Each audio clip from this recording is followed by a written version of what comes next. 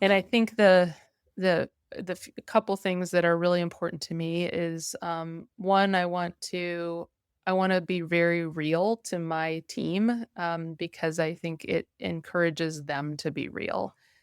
Everybody, everybody has lives outside of the work that they do, and I think I will have more earned loyalty and appropriate, and good work from people that are honest about what's going on in the rest of their life as well. So that's one characteristic that I think is really helps you be a good leader.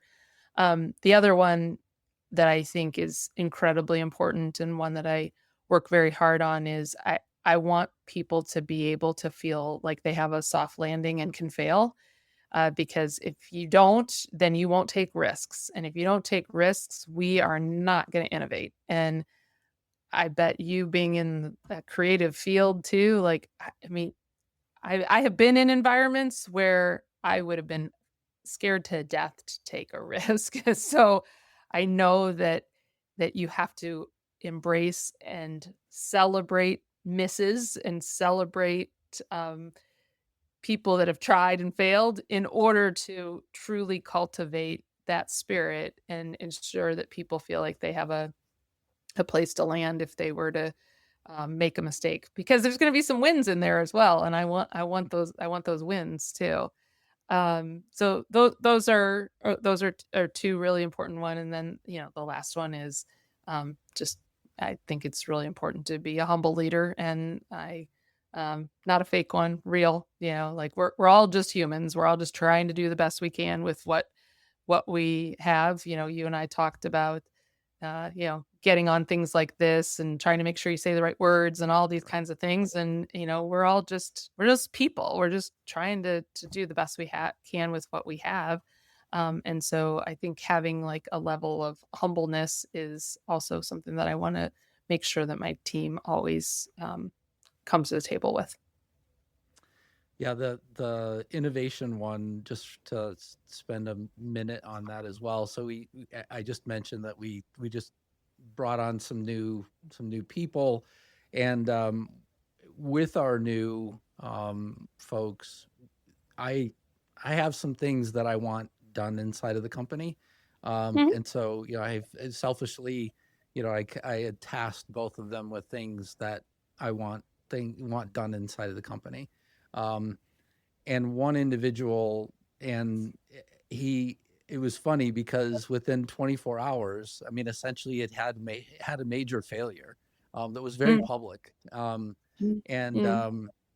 I was just like, yeah, that's okay. I mean, you're in a safe space because I mean, what he was essentially impacting was my company. It wasn't a client's. It wasn't somebody Right, else's. Thank goodness. right, right. But at the same time, I want people to get that sense of, hey, look, it's safe to fail.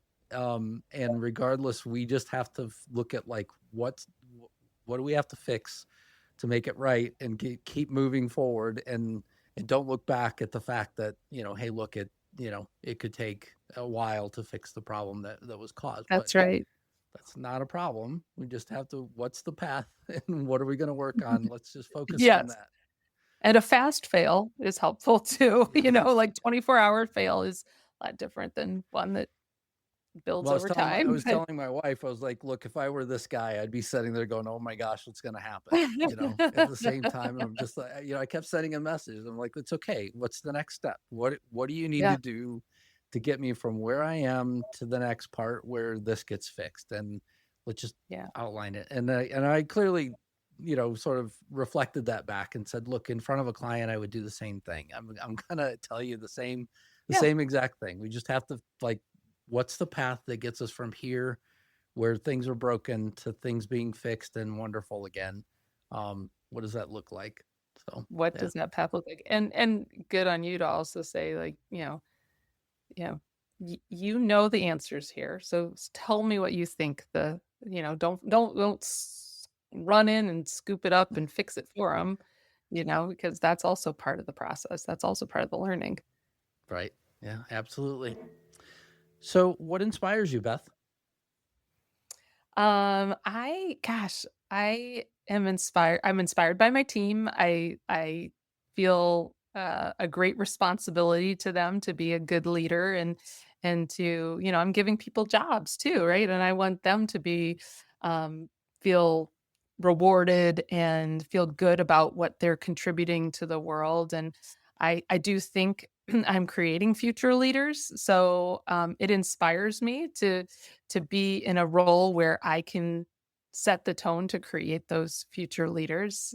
That's very important to me. I'm inspired also by, my family and I have kids and I always say if you're going to spend time away from them or, miss things, I definitely have missed things in my long work career having worked through having, even littler kids. If I'm gonna miss things, I wanna be proud of what I've missed them for, and I'm inspired to do that, I'm inspired to be able to tell them, "Hey, your mom, really, really did some interesting things. She made an impact on a lot of people, and here's how." So I'm inspired to do that. So ultimately important. And also important that your kids know. I mean, Yeah. I think it's funny having adult kids now that have children of their own, and they look back and they're like, I remember giving dad a hard time about this or that, and it's really hard to balance now. They have professional roles of their own, so Oh, yeah, they have more opinions, don't they? good for them to know. What That's concerns right. you?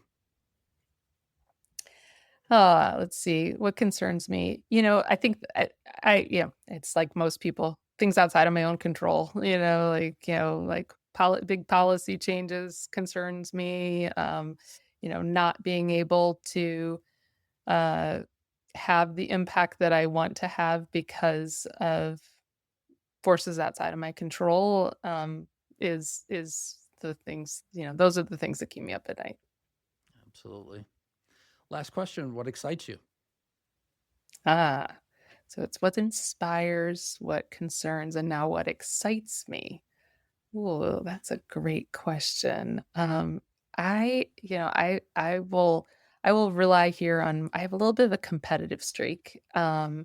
And so I do like and I'm also like a big sports fan. Like I like watching sports. I like playing them to some degree. I mean, I'm a hack tennis player, but um it's exciting to win.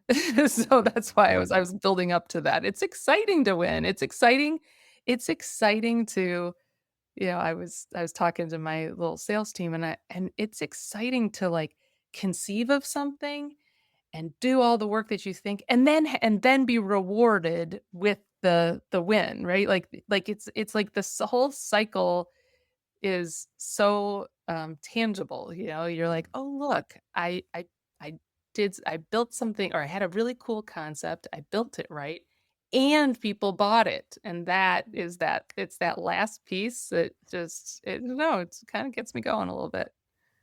Yeah, I feel like that's the one thing that most salespeople are very wired for is they see they see that last little win bit as like the ultimate where I mean, if you go back to your Yeah, data example earlier, I mean the data and analytics people are completely, not not wired immersed that in way. like what is the latest technique I can use to get to the That's data right. that I have.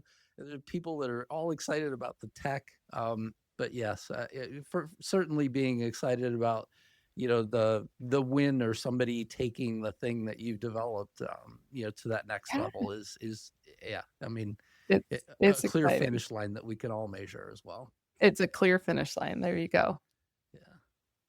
Well, Beth, how thank you so much for being on the Life Science Success Podcast and for telling us about SonarMD. I greatly appreciate you being here and look forward to seeing the company continue to grow and be successful in the future. Thank you so much. Thanks for having me.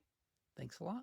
Thank you for listening to Life Science Success. For complete details about this podcast, including show notes, how to get in touch with guests, and more episodes, please visit www.lifesciencesuccess.com. If there's someone you'd like for us to invite to the show as a guest, please let me know by sending me a message at the podcast website.